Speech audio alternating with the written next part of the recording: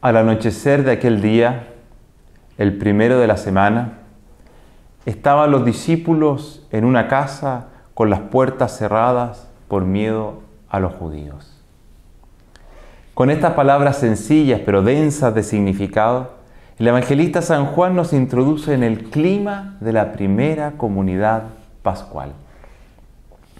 Clima que también hoy podemos experimentar a raíz de la muerte del Papa Francisco, por quien rezamos con afecto y gratitud. La primera comunidad que nos relata el Evangelio estaba marcada no por el entusiasmo, ni por la certeza de la resurrección, sino por el temor.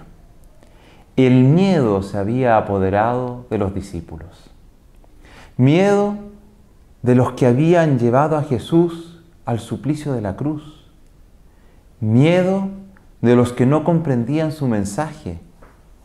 Miedo de los que pensaban distinto.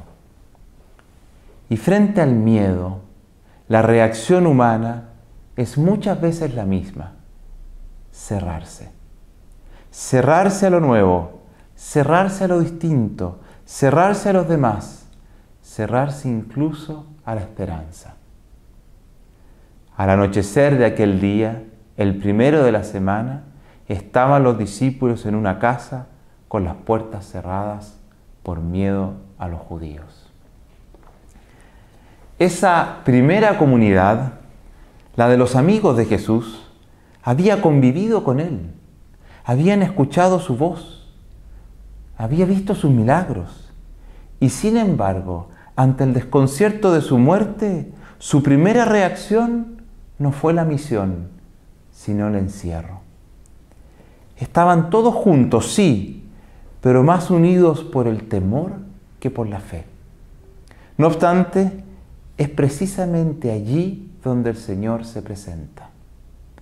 No espera que superen sus miedos, no exige que estén llenos de confianza, no les pide explicaciones por su cobardía.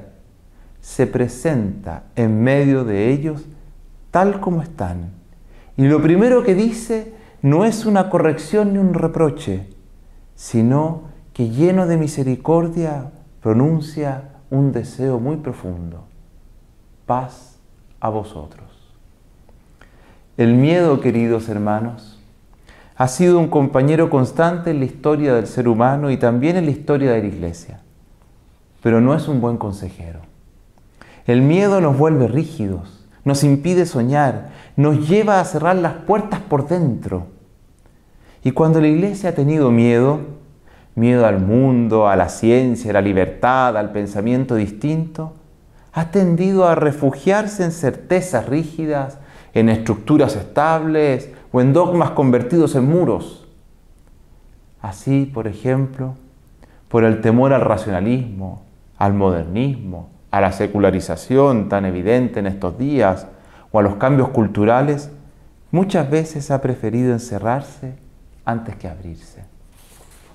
Ha preferido el control a la confianza, el aislamiento a la conversión, el juicio a la escucha.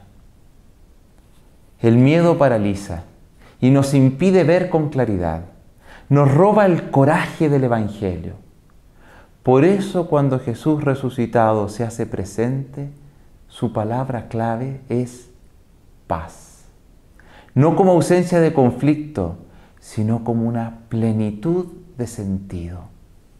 Y su gesto inmediato no es demostrar poder, sino mostrar sus heridas.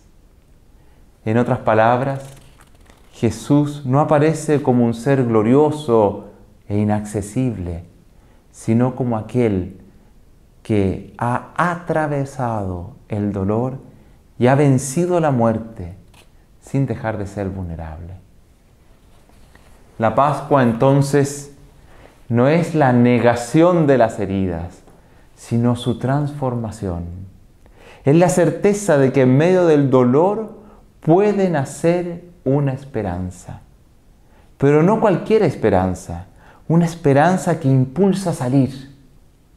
Como el Padre me envió, así también os envío yo, dice Jesús.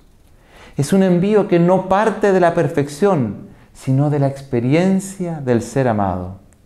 La Iglesia no es enviada al mundo desde la seguridad de su pureza, sino desde el reconocimiento de sus heridas transfiguradas por la resurrección, por la misericordia de Dios. Hoy vivimos en una sociedad plural, compleja, muchas veces escéptica. El mensaje de Jesús sigue conmoviendo a muchos, a creyentes y no creyentes, por su coherencia, exigencia y su amor. Pero el cristianismo no se reduce a un conjunto de valores. No basta con adherir a las enseñanzas morales de Jesús para ser sus discípulos. Ser cristiano es creer que Él vive, que está presente hoy en su comunidad, que camina con nosotros. Hermanos, además, no basta con mantener nuestras convicciones cristianas si no estamos dispuestos a salir, a encontrarnos, a arriesgar. El mensaje de Pascua es un llamado urgente a salir del encierro, pero no desde la superioridad, no desde la condena, ni siquiera desde la defensa de una verdad. La salida pascual es la salida del que se sabe amado y enviado, con humildad, con compasión, con sus llagas a la vista, lleva la misericordia de Dios a todos. Tomás no estaba con los otros discípulos cuando Jesús se le apareció. Tomás duda no tanto de Jesús, sino de los que dicen haberlo visto. Y es comprensible. ¿Cómo confiar en una comunidad que había fallado? ¿Cómo creer en Pedro, que negó? En los demás, que huyeron. Tomás es el mellizo, como dice el Evangelio, de todos aquellos que a lo largo de la historia se alejan de la Iglesia dolidos por los pecados de sus miembros. Es el rostro de los que quieren creer, pero no pueden hacerlo dentro de una comunidad que les ha resultado incoherente. Tomás es en cierto modo mellizo de los desilusionados. ¿Y qué hace Jesús? No lo reprende, no le exige una fe ciega, no lo confronta con la autoridad. Le muestra sus heridas, le abre su costado, le dice sin palabras: te comprendo, te espero, ven y toca. Esa es la pedagogía del resucitado. Esa es la pedagogía misericordiosa de Dios. No imponer, sino ofrecer. No forzar, sino acompañar. Y esa debería ser también la actitud de la Iglesia. Dejarse tocar, mostrarse herida pero viva, vulnerable pero santa, abierta al otro en su dolor. Porque solo compartiendo las llagas, solo entrando en comunión desde el sufrimiento y no desde la superioridad, podremos ser verdaderamente pascuales. Allí donde creyentes y no creyentes se atreven a tocar juntos las heridas del mundo, la pobreza, la exclusión, la soledad, el abuso, la injusticia, allí se reconoce que Cristo está vivo. Hermanos, junto con repetir que Cristo ha resucitado, es necesario vivir como resucitados. Y eso implica vencer el miedo, abrir las puertas, caminar hacia el otro, escuchar sin juzgar, curar sin imponer. La gran acción de Dios en la historia no fue una demostración de fuerza, sino un gesto de amor. Compartir nuestro dolor, habitar nuestra carne, cargar nuestras heridas. Eso nos recuerda este domingo de misericordia.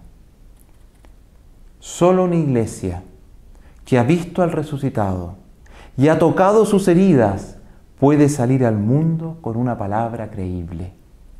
Y solo una iglesia que muestra sus propias llagas sanadas puede invitar a otros a creer. Donde hay amor que se entrega, allí está Cristo.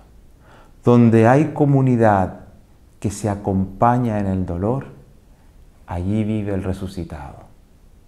Amén.